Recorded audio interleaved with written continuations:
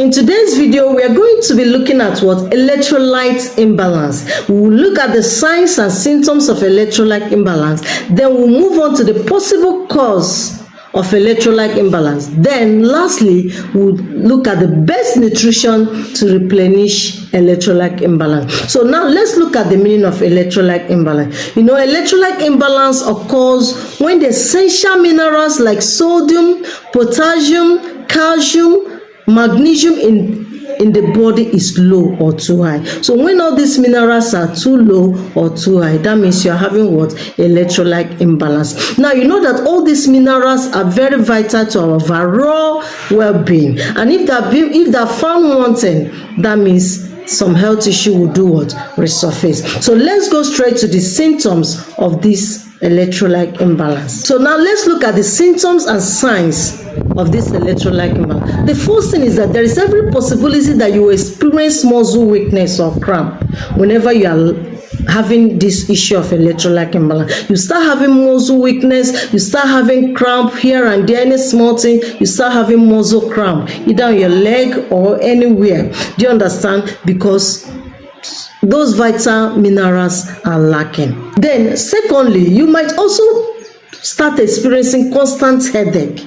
You might be experiencing constant headache, thinking that is malaria or typhoid, not knowing that there are some minerals that you are lacking that is causing that. You are having insufficiency in either of these minerals that might, cause that constant headache. So whenever you are noticing constant headache, go and meet your physician to confirm if you are lacking any of these minerals. So the third thing you might also experience is what? Irritability and confusion.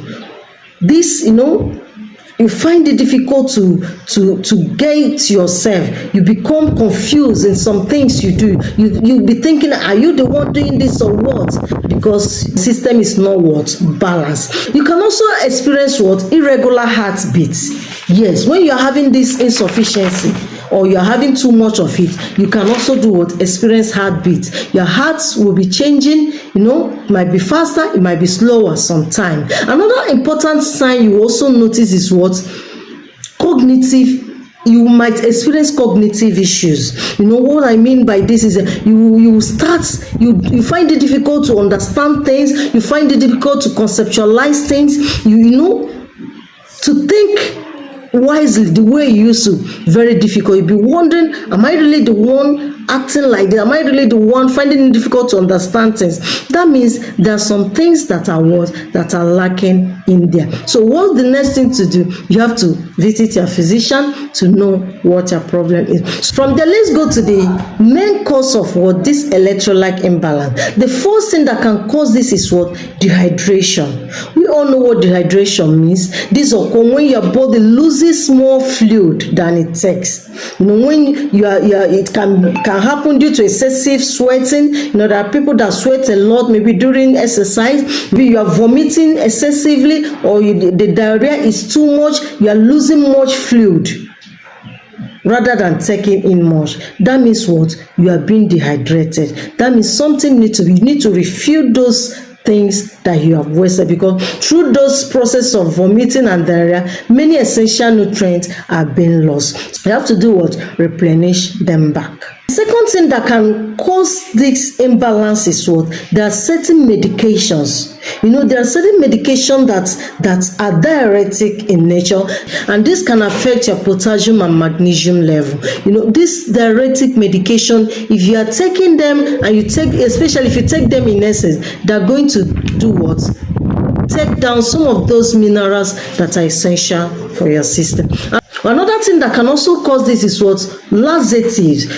Some of these laxatives can also affect potassium level. Talking about antibiotics. Antibiotics are another thing that can also cause electrolyte imbalance. Even the insulin that some people take can also do what? Affect your electrolyte imbalance. So there are several medications out there that can lower or increase your electrolyte imbalance. So that is why whenever a good doctor prescribes some of these drugs that are diuretic or that are laxative or antibiotics, they know that it might affect your electrolyte. So they always monitor the patient to prevent any complication. That's why whenever you're having any issue, please try to visit a good medical practitioner so that he will monitor you based on your challenge. The third thing that could cause this is what? Inadequate dietary intake.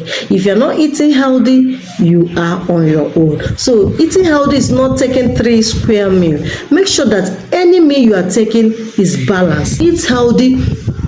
Don't eat because that thing is tasty. Don't eat because you love the taste. Don't eat because it looks fine. Make sure you eat based on what? Be intentional about whatever you are eating. Make sure you incorporate vegetables, fruits, legumes, seed, etc. to your meal, and you will see how healthy you will be. Don't eat because that food is so palatable. Don't eat because that food is so tasty. Make sure you eat what? A healthy diet. So the least but not the last that can also cause this electrolyte imbalance is aging. We all know that, aging is a broad topic. We all know that as you get older, there are many changes that will start coming in, and you are going to find out that some nutrients are going to be depleted. So when you get old, as you are getting old, some things are being washed off by itself naturally. So it's good that you eat healthy.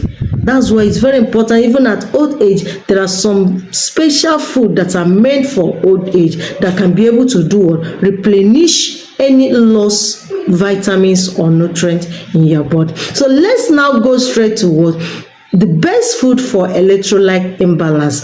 So the best nutrition for electrolyte imbalance is what? Is a balanced diet that is rich in vegetables, fruits, seed, legumes, fish, and lean meat. Make sure that you incorporate vegetable to your meal. Make sure that you incorporate fruit to your meal. Make sure that you eat more of fish than red meat, because fish contain omega-3 fatty acid. Make sure that you also use legumes. Legumes are very, very important, like your lentils, your beans, and all that. Also incorporate seed. There are many seeds. You have your chia seed, you have your flax seed. There are many seeds out there. You have your fenugreek. There are many good and healthy seeds out there that you can be eating to do to replenish any electrolyte imbalance. And again, you can also use a good supplement, or you do you use intravenous fluid. You meet your doctor, he will give you an intravenous fluid to replenish any electrolyte imbalance. Thank you very much. This is Taste Eat Healthy Living. We are here to give you tips and information on how to live a healthy life. And remember, it is better done while yet you are not sick than to start when you are sick. Please, if you have not joined us on this race, please click on the subscribe button, subscribe to our channel, and join us in this race of healthy living. Like, comment, and share. Thank you.